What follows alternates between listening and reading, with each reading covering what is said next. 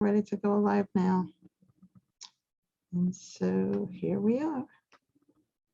All righty. Good evening, everyone. Welcome once again to Wake the Nation. And here are my two co-hosts, Mrs. Crystal Collier and Chaplain Thais Love. Tonight's topic is gaslighting. Yes, it is. We're here to discuss tonight how it affects us professionally, spiritually, and personally. Have you ever been in a relationship or dating, or with family or workplace or ministers in the church or just people in church in general that, they do something to hurt or manipulate you or control you, try to control you? You catch them in a lie, and what do you hear? Oh, I didn't mean that. No, I didn't say that. No, you're crazy. What? That's not what I said. Have you ever heard those words before? Oh no, you're stupid. Have you ever heard that before? Well, if you've heard any of those before, then you're being gaslit, right? Or gaslighted. Okay.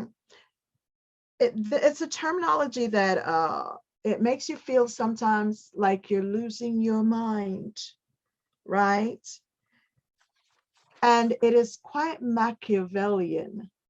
If you've ever watched that old movie Gaslight, where the husband tried to drive his wife insane, he just did all kinds of things that made her second guess herself, that even when she knew she didn't do it, she would start getting headaches, like for real. So, but in reality, it does happen, and so it is someone who tries to manipulate and, to try to gain control by any means necessary. So I would say that it's a manipulative liar. At the end of it all, they're a liar who tries to mislead you into believing they're what they're doing, as it's a form of emotional abuse as well. And so they try to get you to believe the false narrative that they are formulating around you, and it can get quite dangerous. Some people have been driven to insanity. But today, I pray that after we've discussed this, if you find yourself in anything resembling any of what we say, then, get some help, and there are therapists out there. And so, unfortunately, we can see gaslighting today in the news, in advertisements, in politics, in our homes, and even in the houses of worship. So tonight we're here to discuss the professional aspect will be addressed first by Mrs. Collier, and then spiritual aspect will be done by me, and then personal will be done by Deacon Chaplain Love. Okay. So thank you for joining. Thank you for listening. And, if you know anyone or hear of anyone that is going through any situations that is being discussed, please seriously share this with them and make sure they get help. At the end of the day, we all need to be well, right? So thank you. Okay, Mrs. Collier, you're up. Okay, hi everyone. So gaslighting in the workplace is gaslighting period is really it's destructive behavior. And it's in work, it's used usually as like a power play sort of. So it's supposed to leave you confused, weak, and essentially powerless. So typically at work, you'll see it when someone invalidates what you know to be true, and it forces you to question the facts, things that ultimately to do your job. So they're twisting and trivializing your feelings to block you from success, right? It can be a form of self-defense sometimes, so much so that people do it to make you forget because they forgot, right? And Mm. sometimes, so common examples, right? Someone says they never got the presentation that you knew you turned in on Yeah. time, Hmm. right? And they want to say, oh, well, maybe there's a technical failure, talk to IT, or someone challenging your perspective when you bring up something that that affects the work that you do, right? Maybe in a meeting that exchange happens, and a lot of the times it does happen with people that oversee your work, and that's when it's the most destructive because that is when it affects your overall success and career. So it can also be when you're experiencing sexual harassment in the workplace, Yeah. right? Because people use that to say, well, I was just joking. And you know that they weren't, you Yeah. know, and especially again, this can be really destructive when it comes from someone who's in technically in the org chart hierarchy, maybe above you, because technically that's generally when they tend to get away with it. Of course, we all know racial gaslighting, which also happens at work when you don't have an organization that has a stance one way or the other, or an effective diversity, equity, and inclusion program, or a specific person to manage that. And I petition everyone, when you are looking for a job, to go online, find out about the organization, and see if they have an individual. And unfortunately, I want to say this person has to not be a white American. This person needs to be Asian. This person needs to be African American, some over sort of minority, for them to, I believe, have an effective or just an inclusive diversity, equity, and inclusion program. And you want to see that someone holds that position at that organization, right? Uh, it can be something as simple as someone borrowing something from your desk without asking, making you go crazy trying to find your ruler. And then it pops up, or a paper that they told you they took, or just, it can really be simple. And then, as I said before, it can really be detrimental to you. Um, it can also be selective hearing. People say they hear things and they're like, oh, that wasn't you. Oh, I thought, okay, never mind. When that happens, that's also gaslighting in the workplace. Um, Mm. or when someone changes the policy to suit their own objectives. Um, when you see policies change frequently, that's also a form of gaslight. It's changing to suit someone, Right. right? So that's also ways where you'll see gaslight in the workplace. That's all I have. Well, thank you. That was very informative. And I'm sure we've been there. We've been through that in some way, shape, or form. I remembered once when a coworker of mine, I was out and she used my desk and she spilled coffee all over the blotter. And there was some work in the bin and she had moved one of the papers. And, when I asked her about it, she was like, no. I was like, were you sitting at? I don't drink coffee. So I'm like, that's definitely coffee. So I was like, did you use my desk? She's like, no, no, no, I did not. And I was like, okay. But you know what? I went and reported her. And sure enough, she was the one that was sitting there. But we have cameras all over. The boss is sitting, my desk is was next to our manager. So how are you lying like that? It just doesn't make sense. But something that I think about, and we have to be careful and be cognizant of is that the Bible says that those who practice deception are themselves deceived. And so I think sometimes when people practice lying so much that they don't know how to tell truth, you know? And so I think sometimes they could get caught up in that. But any which way, I'm just calling all of them out for being just evil. Okay, that's it. Right, That's right. just There's one more that you just brought to my mind, and it's a situation where someone forgets to add you to a meeting. And in that ah, meeting is discuss things that are relevant to your position and that you need for something, yes, and things that are pertinent to your job. Oh, if that was an accident. yes, That's also a form of gaslighting and malicious behavior. yeah. And it is what it is. It's very malicious, you know, and it's kind of, as I said before, Machiavellian in that there is a cunningness to it, you know, and they it's manipulative and controlling, whichever way you look at it.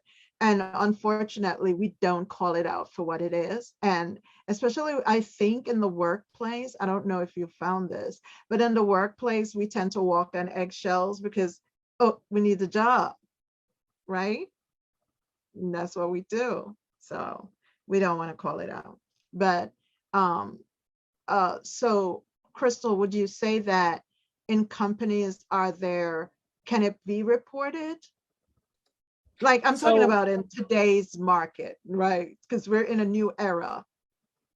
So yes and no. There's all of those whistleblower laws when you're calling someone out, but my best advice would be to document everything and keep down, write down or create a folder, whether it's an email, Yes. digital, or make sure that you have documents. And sometimes, if you're comfortable enough, you can be direct, um, and address the individual.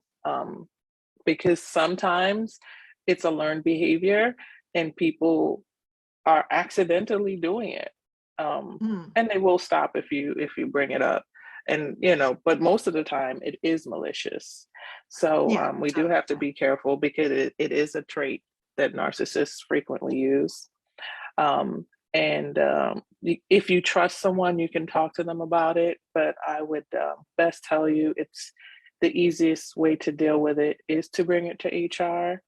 And the less people that you involve, it's the easier to confront. And be sure to bring any documentation and maintain professionalism. Yes. Maintain professionalism at all times. Yes. Yes. Yes. Thank you. Thank you very much for that. That's really important. I understand that because I remembered someone had sent me an email and it was very important. And in the email, they told me that a certain work was done. And so I could pick it up.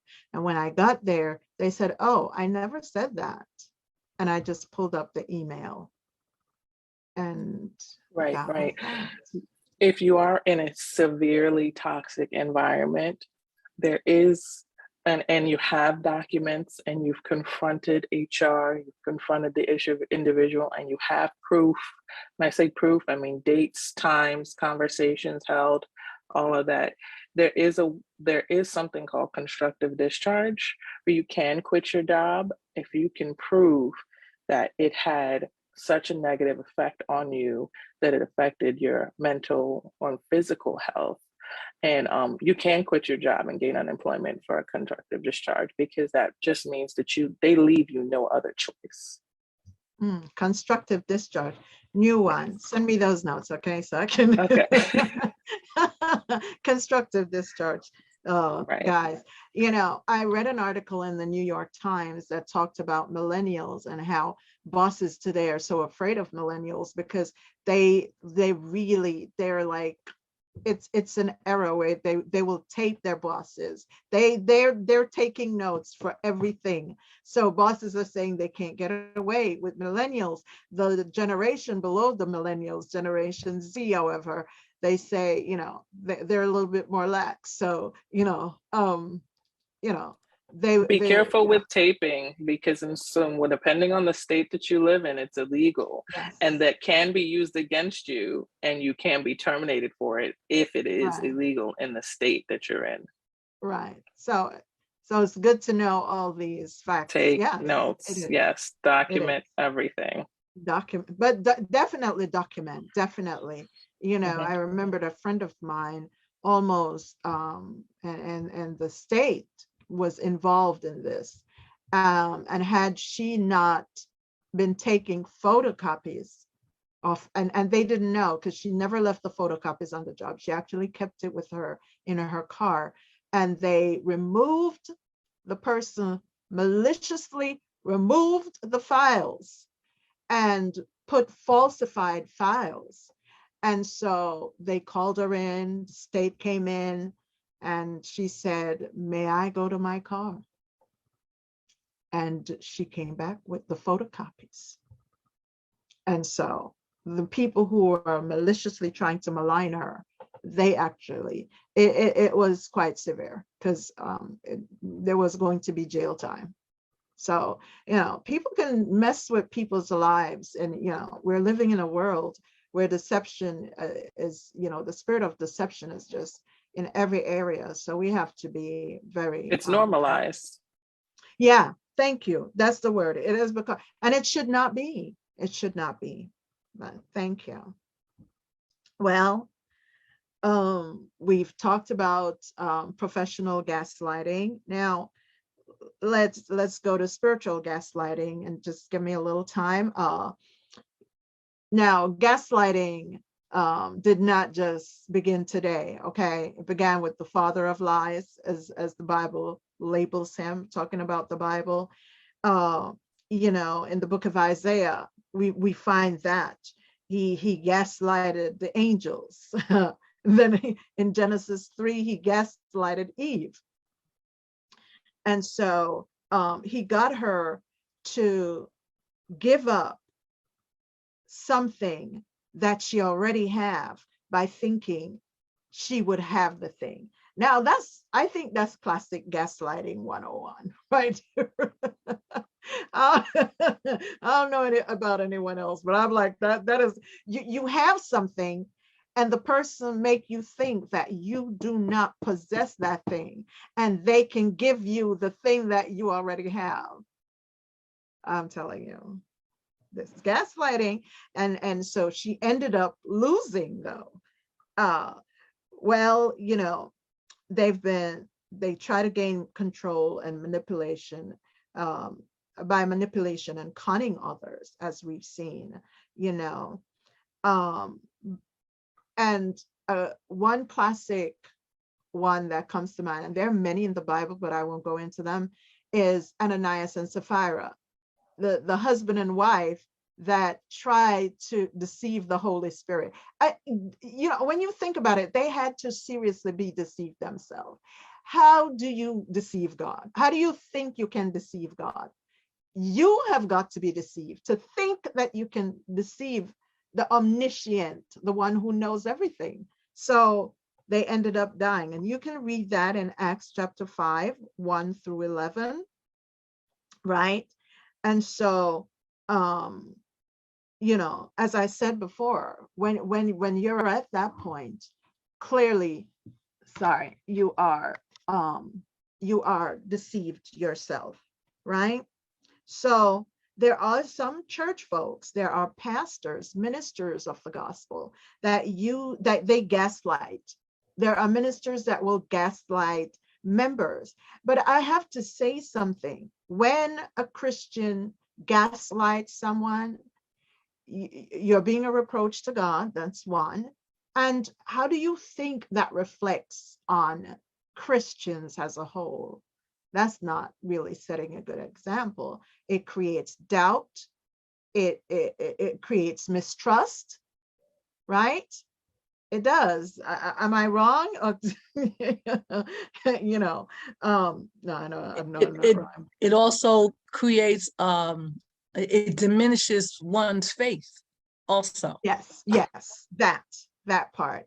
Because then folks, will at times, unfortunately leave the church, but unfortunately, if they did not have that relationship with God, then they will think that it was God's fault. And so they'll abandon God, but God never abandons anyone. So, it is important that we become aware of what's happening. And I've heard horror stories about pastors gaslighting people in church, members, getting money out of them, for personal use, manipulating and controlling. I remember a young lady, she told me it was horrible. And then at the end of it all, the pastor then told her that if she left the church, that she would never, like a curse would come upon her. I would think she'd be liberated if she left the church. But, using the word of God against others has become that now even the DA's office, it's now a law, right? That, hey, because people use it to control. I've heard, I when I worked for an assembly member, there were pastors who would use it to control immigrants, that undocumented immigrants, and you wouldn't believe the things that go on. So, the law had to do something, and so it's there. And I always say this, as children of God, God has given everyone free rights. You have the freedom to choose God or to not choose him. He has given you that right.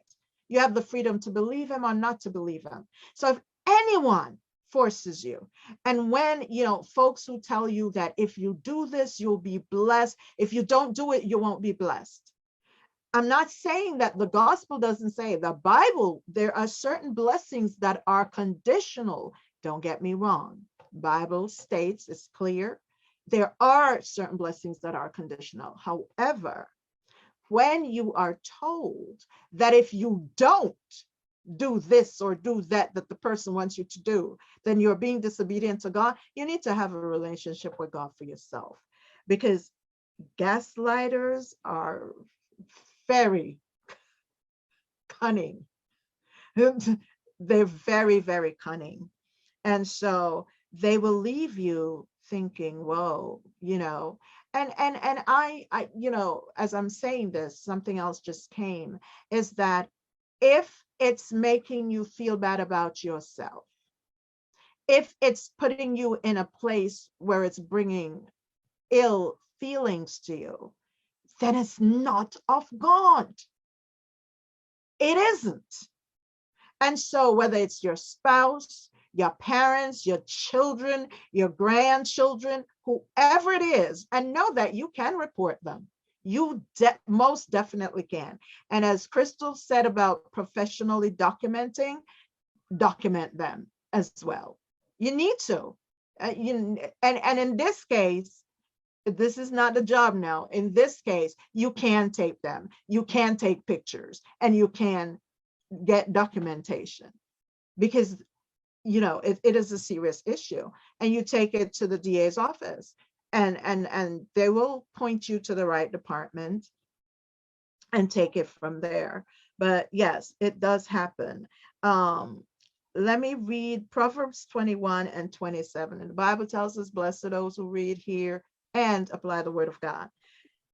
Proverbs 21 and 27 says this: religious performance by the wicked stinks. See, if it stinks, if someone who bears the name of Christian or pastor, minister, bishop, pope, whatever the title, it doesn't matter, elder, deacon, whatever the title, they bear a title, even if it's just Christian, and they say they are a woman of God or a man of God. If what they are doing stings, if it hurts, you have something to stand on, the word of God. And the Bible says it's even worse when they use it to get ahead. So if they're using it to manipulate and to control you and to put you under subjection, it is not of God. That's not how.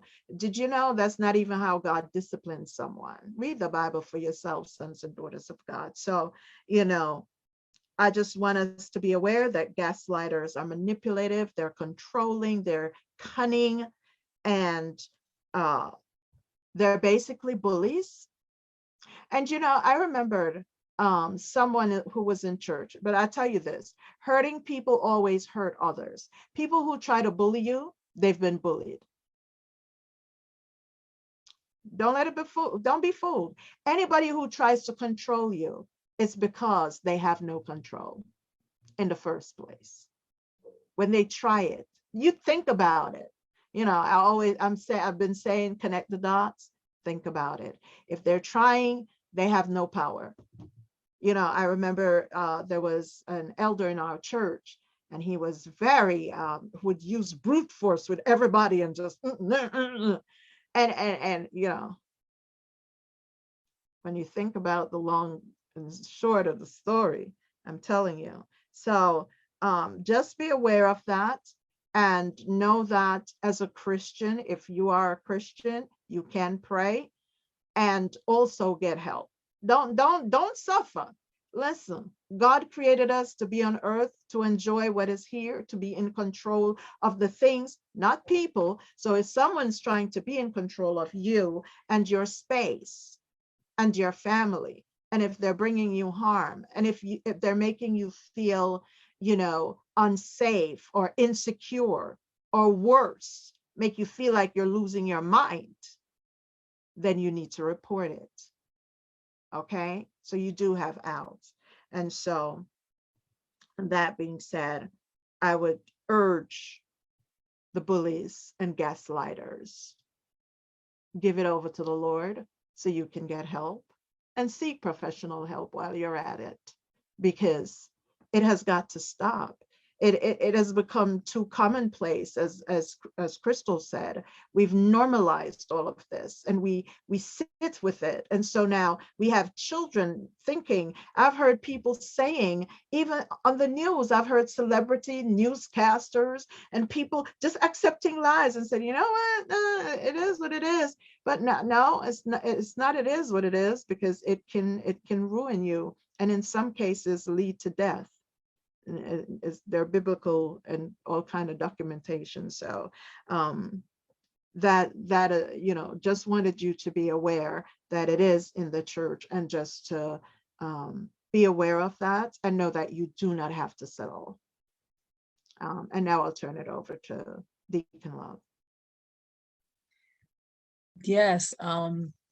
The thing about gaslighting is it happens more often than we want to think. It's just that when it happens, you know, we're not aware that it's happening at the moment that it happens. We may have a, you know, kind of weird feeling, or when we think back over the event where it happened at, we you know, something just doesn't line up. Something's just not right. And you're there, if you're the gaslighted victim, you're there trying to figure out, well, I know this for myself, but they said that. And so you go through this kind of you know, uncertainty, you're unsure, and it's to the point where it's almost irksome. It almost annoys you, because you keep thinking about it over and over again, trying to figure out, well, where did I miss a step or so? And the truth of the matter is, you didn't miss anything. The person, the gaslighter, made you feel like you've missed something. And so all of that is part of the deception, to throw you off so that you won't realize that, okay, this person just bold-faced lied to me, you know, because that's what a gaslighter is. A bold-faced liar. They will lie right in your face. The definition of gaslighting is when someone, usually someone that you trust or someone that you respect, look up to, purposefully misrepresents the truth, lies to you, tells you a false narrative on purpose, and then with a straight face, as to the goal is to manipulate you or manipulate the situation so that that person can have their way or have control over the situation, have control over the gaslit victim, so that they can take advantage of the person in different ways. Gaslighting is very, very subtle. As a mental health professional, I see this all the time. It is very, very impactful and detrimental to your emotional and mental health, okay? The effects of gaslighting last years beyond the incident or the occurrence. The effects, the impact of gaslighting lasts years after you are no longer interacting with the gaslighter. Okay, so it's very, very important that you become aware of what gaslighting is, what it does, so that you can protect yourself and others from its impact and negative effects.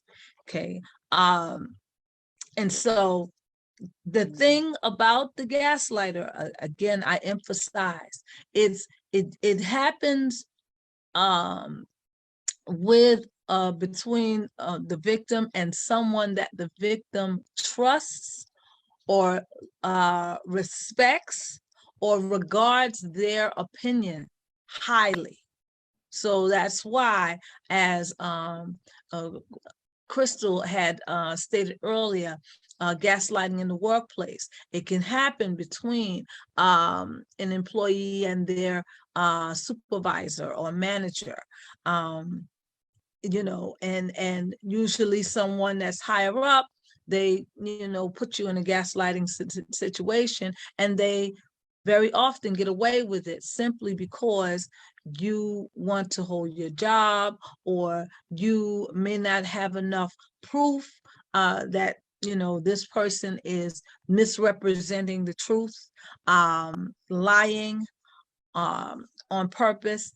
And also, as Reverend Flo Chang-Ageda so eloquently stated, that it happens in the church, and again, with someone that the victim looks up to, trusts, respects, regards highly. So gaslighting can happen between one of the church leaders, an elder, a deacon, a minister in the church, and a church parishioner or a member of the congregation. You know, if the victim looks up to that person, regards highly what that person has to say, respects that person's title, and so whatever they say, you know, out of their mouths, the gaslight victim assumes that it's true, because it's like, well, why would the deacon lie to me? Why would the deacon misrepresent the truth? Why would the minister purposefully misquote the Bible, or purposefully tell me something that was not true? Surely not the minister would do that. Surely not the deacon would do that. Surely not the head of the usher board would do that. You know, that's what goes on in your head, because you're like, you know, I trust this person. I respect this person. Whatever they say, I regard it highly, and so it is a shock. You never, you wouldn't think that someone in that capacity or with that title would do something like that. And for what reason? So that's why we easily can be in a gaslighting situation and not be aware of it, because part of us does not want to accept the notion that, okay, this person that I highly regard is literally lying in my face. They are not telling the truth. Like, it's hard. You don't want to think that, and so you would then question yourself. So the gaslit victim winds up questioning themselves first. Well, maybe I got it wrong. Maybe I misheard that. No, they weren't talking to me, and so that's what happens there. Now, I want to talk about gaslighting as it happens very often in our interpersonal relationships. Personally, okay, and if you're in a gaslighting situation, like my co-hosts have stated, please get some help. Please get some help, because it can be very, very detrimental. You can talk to someone, you can talk to me, and we can help you orient yourself so that you can come out of that situation and lessen the impact of the gaslighting. Now, gaslighting, again, is a form of mental abuse as well as emotional abuse, okay? And it can happen to anyone at any age, anywhere, okay? Now, I want to talk about it happening in personal relationships. Gaslighting happens between in our romantic relationships, between a boyfriend and girlfriend, or your significant other. It happens between husband and wives. It happens even between parents and children, okay? Or even vice versa, children with parents, particularly children who are responsible for the care of older parents, okay? But again, it happens more prevalently than we like to think. And so what does interpersonal gaslighting look like? What is those situations? Well, when we first encounter gaslighting, it happens right in the home. It starts right in the homes, okay? And we all, if you really think about it, we all have been gaslit at one time or another, okay? And if you think back, when was your very, very, very first gaslighting situation?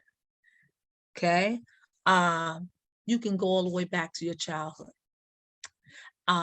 Ladies and gentlemen, I'm here to report that the very first gaslighter that happens, gaslighting situation that happens interpersonally, usually happens between parents and children. That's right. Your parents, your mama, your daddy, they gaslit you. Yeah. When did they do that? Well, for those parents who around Christmas time, tell their children to go to bed real early, because they're gonna get a visitation from a certain person that's going to bring their gifts. He rides a sleigh. Okay. He got reindeer that fly. Okay. That's right. The Santa Claus story. Okay. Many parents, they, tell that story, tell their children about Santa Claus so that their children will be all excited and think that their Christmas gift comes from somebody who lives all the way in the North Pole, who rides a sleigh with flying reindeer.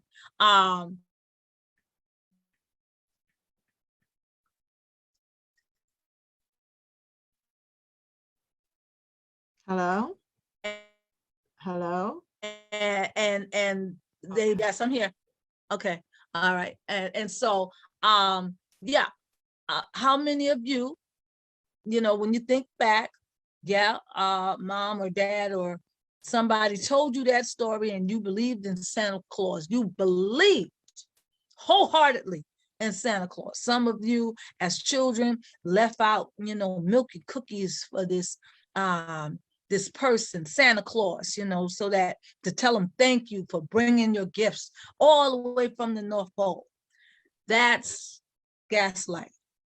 Okay.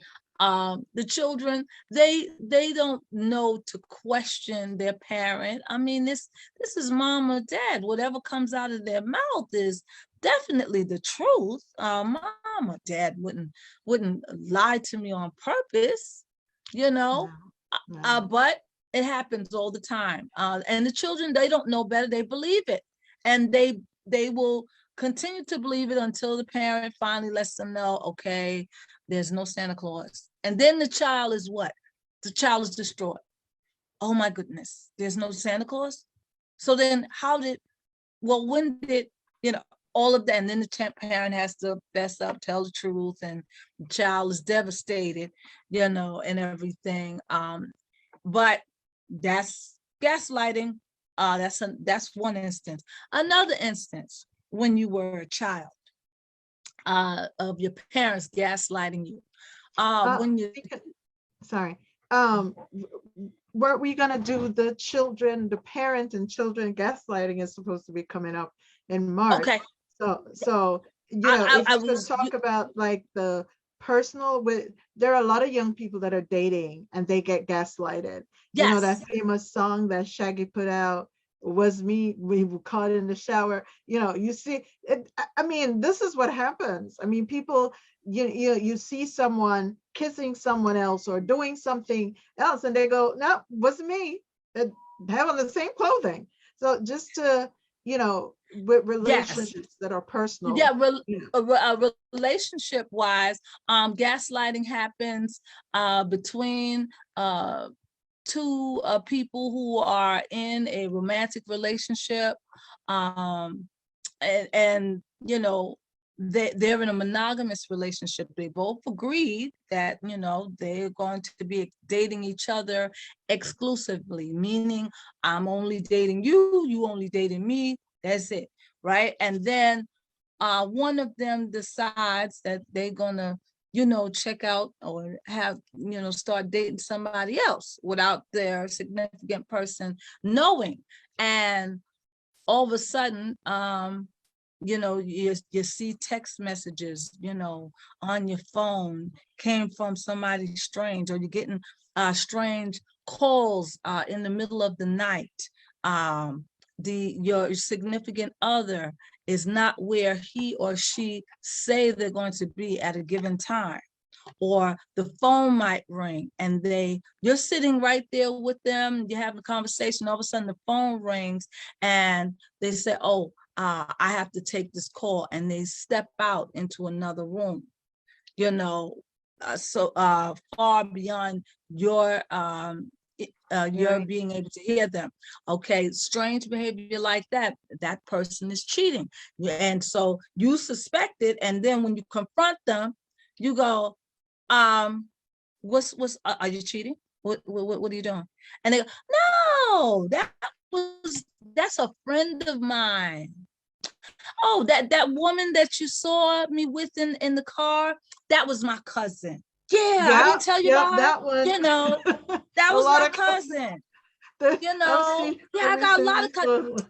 she's here from out of town. That's why you didn't meet her, before. And she's going to be with us, with the family visiting. So, I have to spend some extra time with her, catch up and all that kind of thing.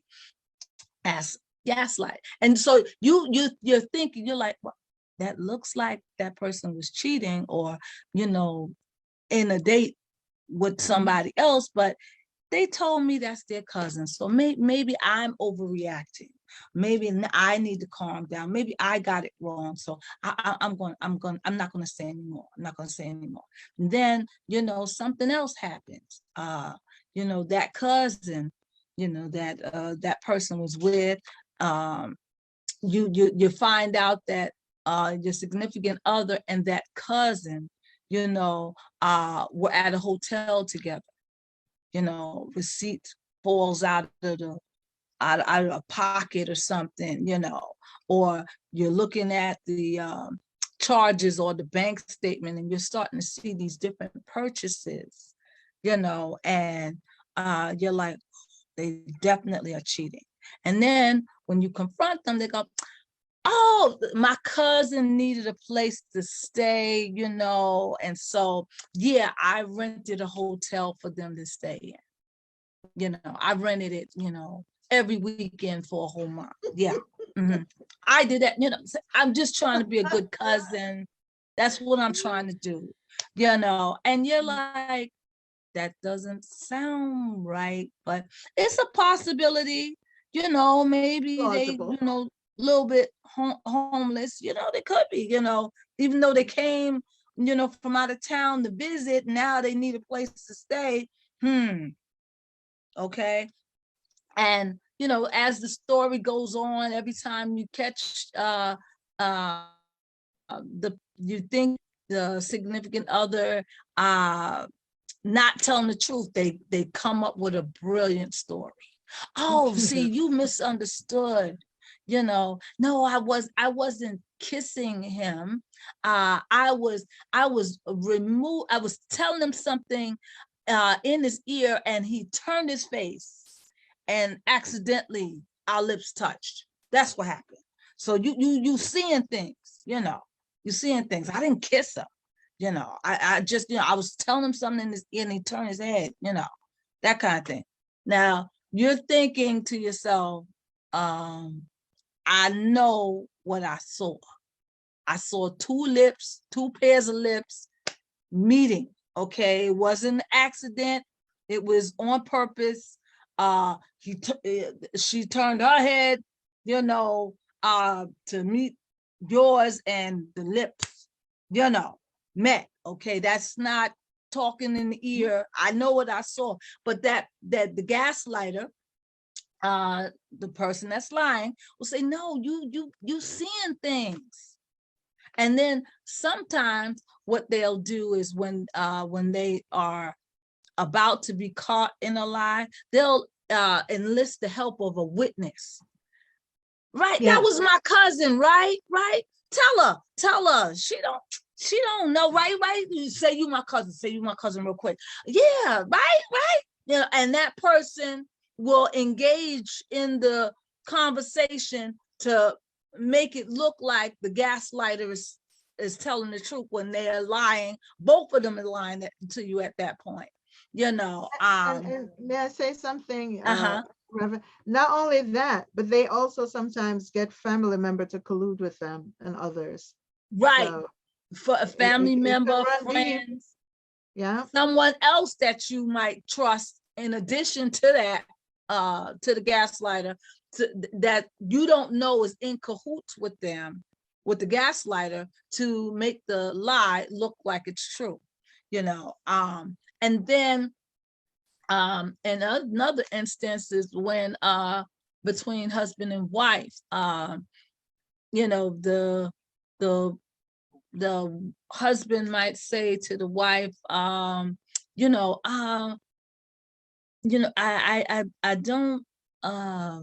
don't mind you going out, but you're coming in later and later and later. And then when I call you, you don't pick up the phone, you don't text. I don't know where you are. Is everything okay? And, the wife says, oh, you're overreacting. I'm fine. I'm fine. I told you I was going to go hang out with the girls. You just don't remember. I told you. When did you tell me? I told you when you was just about to go to sleep. Yesterday.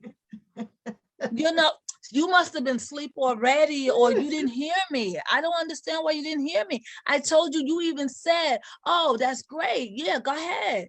Remember I told you. And the husband's like, I don't recall any of that. I don't even recall having a conversation with you before I went to sleep, when I woke up, none of that. I know that I called, you didn't pick up. I know that you didn't text. I know that I didn't know where you were, but the wife is like, you forgot. You don't listen to me when I'm telling you. That's what it is. I told you and you wasn't paying attention, and then the husband will go, well, I know sometimes I might really do that. So maybe this time I did that. Okay. And then it happens again, and he's up, he's worried, she come in late and she didn't tell him. And she goes, I sent you a text. Well, where's the text? I don't have any text on my phone. I sent the text to you. What is your phone on? Is it on? Because how sometimes you turn your phone off. I text you at 6:43, letting you know. Well, I don't have a text on my phone. I don't know. Or why, if you text me, why didn't you just call me? And then I called you, I text you, you didn't answer my texts. What's going on? I'm starting, I'm all worried and everything. And then, you're stressing me. What's going on? Oh, you're overreacting. See, you're overprotective. I'm fine. I told you I went out with the girls. See, I text you. It's not my fault that you didn't get the text. I even emailed you. When did you email me? I emailed you 2 days ago. You didn't get the email? Check your email, because I emailed you first. And you're looking, there's no email, there's none of that. The gaslighter is lying and continuing to lie, but lying to the point where it makes you, the victim, question yourself and question your own actions, so that the husband is like, well, she said she sent me an email. She wouldn't lie about that. She said she texted me, but I don't know why I didn't get the text. And you're checking your phone and, making sure that, is it working properly? Because you want to have, an answer, a reason for why you're not getting the message in the same way that, the gaslighter is telling you. The truth of the matter is the gaslighter is lying. But you're not quite sure, and so it can be very aggravating, very stressful even, because you're like, okay, I'm looking at this clock, I'm looking at my phone, there's no text, there's no call, I check my email, there's no email. Now I want to know what she's gonna say when she come tipping in here. Okay, I'm calling her, she's still not answering the phone. She knows that, it worries me and I would like to know where she is, but she's gonna tell me I'm overreacting. Maybe what I'll do is I'll, phone a friend or something, so that they can, they can bear witness that it's 11:59 and I haven't heard from her. I don't know if she's well, safe, I don't know. And she didn't call me, she didn't text me, she didn't email me. So I'm going to talk to that person so that they can bear witness. And Deacon, there's the reverse of that too, where the husband or the partner will say, no, I never received a text from you. and the person knows that they sent the text, whether it's a male or a female, because it's happened Right. both ways. Right. So Exactly. they'll Yeah. text, and then when you check the phone, like you're like, it's right there. It's like right there. And then Yeah. they're like, oh, no, didn't see it, you know. So Exactly. we really It, have to be careful, especially young people in dating, right. but And it happens across the board. exactly. Particularly with young people and dating, you have to be very, very careful. There are sex traffickers out there. There Mhm. are people that target young people on purpose, get them in situations, sexual situations, dating situations where they don't intend on dating the person, the young person. They want to do them harm, literally, Yes, yes, do them and harm. especially that point right there for young people to be aware, because recently it was in the news where a gentleman, he had put out, he was targeting people on the, what was it? Was it IG or something? Anyway, whatever. No, I think it was a dating platform, but it was said that he wasn't dating for dating. He was really trying to kill people, Yeah. and he was caught because but thank God he was God. caught. So Yeah. just be cognizant, be aware. Right. And when there's a miscommunication of any form, uh keep that in mind. That's a red flag. uh that's a red flag. The best thing to do is to record the conversation or write it down. Okay. Sit down with the person, and say, look, in the situation where I was talking about the husband and the wife kept going out and not telling the husband, sit down. He needed to sit down with his wife and say, look, let's agree on a proper time that you should come in. Let's agree on what, the mode of communication and the how much advance notice that you can give me so that I will know exactly where you are. Sit down and try to make sure that the communication is clear between both parties. Now, what a gaslighter will do is they'll sit down and they'll talk about, yeah, okay, we agree on this time and we agree this mode of communication in terms of notification of my whereabouts. They'll sit there and they'll agree. They won't write it down. They usually agree verbally. And if no one writes it down, when there's a breach in the agreement, the gaslighter is going to say, oh, that's not what I said. No, I don't recall that conversation. No, that wasn't me. You might have had that conversation with somebody else. No, I never agreed to email you 2 days in advance. I never did that. You're getting me mixed up with someone else. That's what a gaslighter will do. They will change the rules of the situation. They will change the terms of the agreement to suit their needs, to cover their breach of the agreement. So if you suspect you're in a gaslighting situation, write stuff down. Okay, write it down. If the person is out, this is the date, the time. I checked my email, I checked my text. They didn't text or anything. We agreed. Write it down, the terms of your agreement. You have a copy of the agreement. The other person has a copy of the agreement, including the gaslighter. And that way, when the breach happens, you can pull out. You said on this date and on that time that you would email me 2 days in advance, and you did not do that. And they're going to come up with some wild story, or they're going to come up with something, or they're going to try to say, oh no, I never said that. Oh yes, you did. here, right here, you said it, we agreed at 6:59 on this date. And look, you even checked off, you read the email that I put it in the email to you. You even read it. Oh, I never seen that email.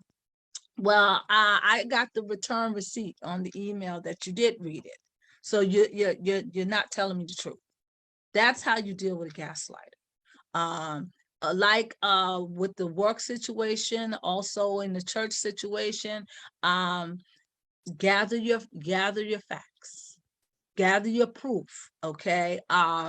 Whenever you're having a discussion and you agree on certain things, terms, that you know, as you set your barriers, make sure that you or somebody in the relationship writes down the terms of that agreement. Write it down, and then make sure that everyone, both parties, have a copy of it, so that in case if there is a breach, then that person that caused the breach can be called out on it right there, plain and simple. Also, you know, make note of the number of instances that keep occurring, because gaslighters are habitual, meaning that they have a they have a habit of doing what they do. They know when they've gotten you in a situation where you're not sure about what really happened, and they put you in that situation on purpose. So they would do something like talk to you just before you're going to sleep. They know that you're in between consciousness, to take advantage of you and say, well, you told me the other day that you said, yes, I could use your ATM card and charge up all of this stuff. You said it. Well, when did I say it? You said it just before you went to sleep. You don't remember the other day? No, you don't remember, because you might have been in between consciousness, or this conversation may have never have happened. The person just took your ATM card, went charged up some stuff, and then tried to convince you to think that you gave the person permission, when the truth of the matter was you never did. And so gaslighting, those are different situations with gaslighting. Again, gaslighting happens between two people who at least one of the two people or more hold the other person in high regard. They find the person believable, credible. They respect that person, so they wouldn't think on first hand that this person would lie to them, or misrepresent themselves or the truth in any given situation. And so when you're in a romantic relationship, or you're in a marriage, or you trust that person, you trust your significant other, so you wouldn't think that, oh, why would they lie, and then try to not only do they lie, but then they twist what you're saying and your perspective, try to get you to change your perspective on the situation, so that you start doubting and questioning yourself. The danger with being in a relationship where there is continued gaslighting is it affects one's perspective, overall perspective. It also affects one's self-esteem. In severe cases, it can drastically affect one's sanity, where you're not sure if you're in reality or not. Okay, because you're doubting yourself, because every time the gaslighter tells you, oh, well, no, you're mistaken, you're overreacting, you're acting too sensitive, you didn't see that. No, did you actually see me kiss that other person? Did you see it with your own two eyes, or did you think you saw that?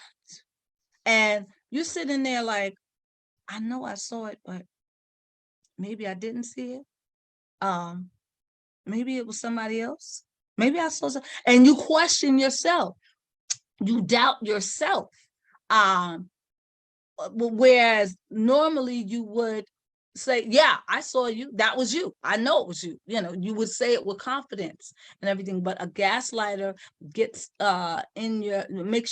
causes you to doubt yourself, to doubt your perspective, and it causes gaslighting deteriorates your self-esteem. It deteriorates your sense of self. You start thinking, well, you know what? Something is wrong with me. I'm hearing things. I am seeing things. I can't think straight, because the gaslighter is telling you this. No, you misunderstood that. You didn't hear that. That's not what I said. You didn't see that. And so you start thinking, something's wrong with my eyes, something's wrong with my ears, something's wrong with my mind. I can't think straight. I keep seeing the wrong thing. And you start doubting yourself to the point where a gaslighting victim has a lot of trouble making a decision or even speaking up for themselves. They trust the gaslighter so much that they allow the gaslighter to tell them what the victim is thinking and tell them what they are seeing. The victim no longer relies on their own perspective at all. What they're seeing, then they're so uncertain that they're not seeing it. They'll ask the gaslighter, okay, I'm looking, but I thought I saw you. Did I see you cross the street with another person? No, that wasn't me. That wasn't me. That was somebody else. What did I have on? You had on a red sweater. No, see, that wasn't me because I had on a blue sweater. See how how could you mix up red and blue? See your eyes, something's wrong with your eyes. You need to get your eyes checked. Okay.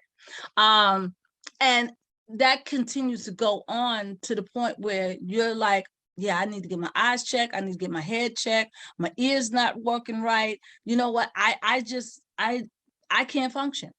And the gaslighting victim gets to the point where they can no longer function independently on their own, but they rely on the gaslighter. Okay. So if anyone is in a situation like that, where they're questioning themselves constantly, they're doubting themselves constantly, but they look to this particular person, not everybody, just the gaslighter. They depend on the gaslighter only. Talk to that person and try to get them some help. Hopefully, after hearing all of this, you all out there can now have enough information where you can seek help or arm yourselves or inform and empower someone else that may be a victim of gaslighting. Thanks. Thank you. So we also thank Crystal. Crystal had to leave, and she had put in the chat and on Facebook that you can contact her, Crystal Collier, in Messenger if you need any more information about professional gaslighting.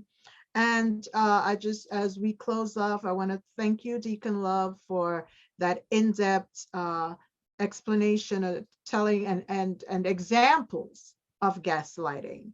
I want us to remember that gaslighters can be boisterous, meaning they tend to be more forceful. They tend to speak a little louder, to make you submissive. Okay. They're also to intimidate you. Exactly. Yes, to intimidate you. They're also charismatic. Gaslighters tend to put you down. You're stupid. You can spell, or they're very condescending also. And you have to be careful. And if you're in the church, know that also professionally, if your boss or your pastor or anyone is calling you, and they're not talking about a business every day, but they call you, and if the pastor isn't calling to pray with you because you have an issue, but they're calling you to talk about this person and that person or this issue or that issue, then you ought to, think about, listen. And sometimes just ask the Lord for that spirit of truth to speak truth to power. And we have to learn, because of the era of deception that we're living under, and because they're intimidators, and you'll feel intimidated. You feel like you don't have a voice, you can't speak up. And if you can't, then seek someone who can help you, who can speak for you. And there are those, okay? But God doesn't want, he did not create us on earth to be manipulated. No, didn't create us on earth to live under the cloud of deception. No. And so if you're in your workspace and you feel unsafe, or you're being, gaslighted, and you realize your coworker or your boss or your supervisor, takes your ideas. And if this keeps going on, Crystal did say, what was the word again, Deacon Love, that she said that you could probably file under? You can file under constructive discharge.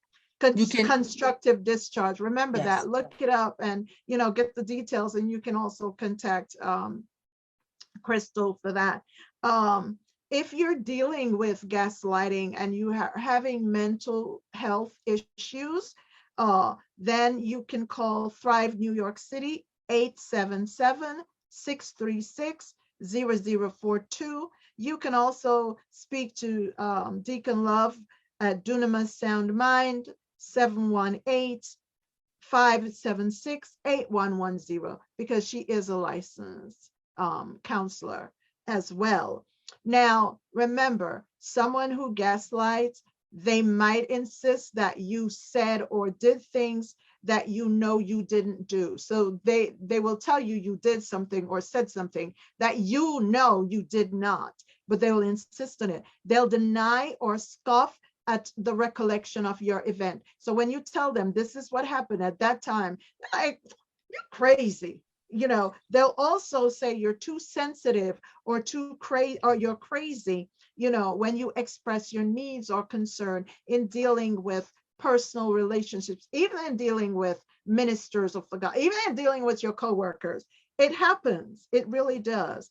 They'll tell you you're overreacting. They'll tell you they'll you're also say you're overreacting. Yes, they do that. Yes, that's another thank you.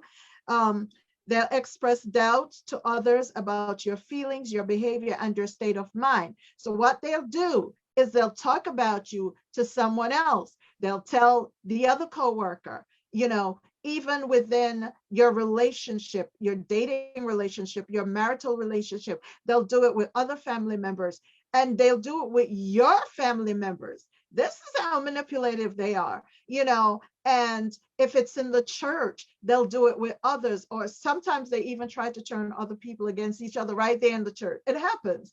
Yes. And unfortunately, this is the reality that we're dealing with.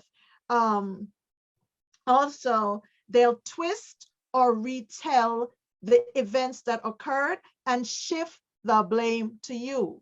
There are times they will say things like, oh, you make me feel so bad. You don't want me to help you. Oh, they don't want to help you.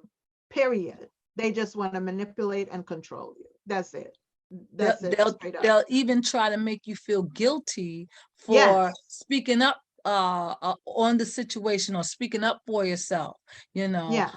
Oh, you said that to me. I'm hurt. I'm devastated because you are accusing me of not telling especially the truth. When you tell, you're accusing me. Oh my goodness, and then they'll go behind your back and talk to someone else that's close to you or that may know you and say, you know what, you might want to check out, that person, because she's acting strange or he's acting strange.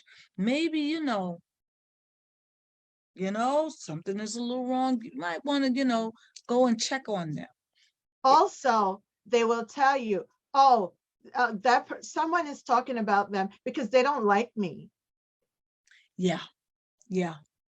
Yeah. And if they know that, the person is telling the truth, they'll say, and they might even say, oh, they told you that? That's because they don't like me, or this happened. They may even make up false events to say. So be careful.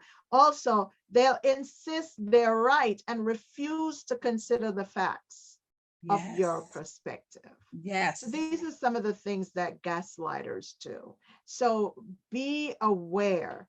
And if you're in a relationship, if you can't cut them off, if it's a church relationship, if you can't cut off that person, then seek help. Yes. Seek help. Because at the end of the day, you need to be well. Also, it is important to know that you need to have a relationship with God in order to recognize gaslighting in people in authority. Bottom line. Because unless you have a relationship with God, many times you will not recognize it. You will not. You will. So when you have a relationship with the Lord, you will see that when you read the Bible, it will tell you, and you'll realize, wait, I'm being manipulated, I'm being controlled. This is wrong. This is not of God. And it doesn't matter if you're in the workplace or personal, in school, wherever you are, in politics, it is everywhere. However, the reason why we're doing this, and gaslighters are who form cults.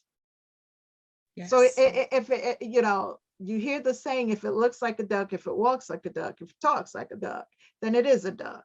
So if you are doubting and you're saying, wait, and the thing about gaslighters, and I don't know if they recognize this, but there are times when others will recognize that they're lying, but for some reason they don't realize that someone is seeing that they're not being forthright, they're not being truthful. And so many times, right, many times gaslighters, they know exactly what they're doing, they know why they're doing it, okay? Well, yes. But they think that they're right in doing it. That's what the problem is. They won't stop. They will not stop because they think, yes, I should do this. Yes, this person, it's okay for me to manipulate them. Why? Because they love me, or because I can. Gaslighting, or because they need you to do what they need to do. As I they said, it need can be you. Machiavellian in that they want you to, sometimes it's a woman supporting a man, or supporting the pastor, the church, or whatever means to an end. The point is, if people are willing to do and go at you at whatever cost without considering you, then clearly you're more than likely in that kind of a relationship. And when I said relationship, it doesn't always mean that it's between a spouse or a dating situation. It can be a church relationship, it can be a professional relationship, it can be in politics, it could be in anywhere. It's everywhere. And so we just have to be aware. So we brought this to you today just so that you can be aware of what's happening, and to know how to extricate yourself from that, so that it's not perpetuated, it's not a continuous thing, and that you yourself don't fall prey and then become, because sometimes when folks get hurt like that, they figure, hey, someone did this to me, I can do this to someone else. So let's not continue that. Tune in next month. We will be dealing, Reverend, what's the topic for next month? Next month. It has to do with love. Yes. Yes. It's love and gaslighting, and also it's Black History Month. So right, yeah, that's what it is. Gaslighting in terms of history. Mm-hmm. Yes. Yes. So next month we'll be doing gaslighting in terms of history. And I mean, we come to you with my co-hosts and we come to you because it is important, and God created us here on earth so that we should thrive and succeed in life. And too many folks are not doing that and just struggling to just survive. And it needs to stop. So I do hope that you have enough information. I'll also put both numbers in the chat on Facebook for those who need it. And this will be on YouTube, my YouTube channel, and also Dunamis Sound Mind, Deacon Love, under Thais Love. She will post it as well. And Yes. so if you need to have a continuous conversation, you can reach out to any of us. All of us you can find on Messenger. And if you need counseling, Deacon Love's number will be in the chat on Facebook. And also I'll put up Thrive New York mental wellness, and it's private, so you can always call in.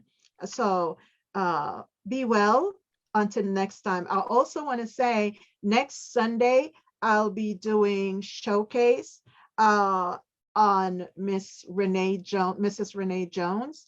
And it has to deal with prosthetics. So tune into that next week.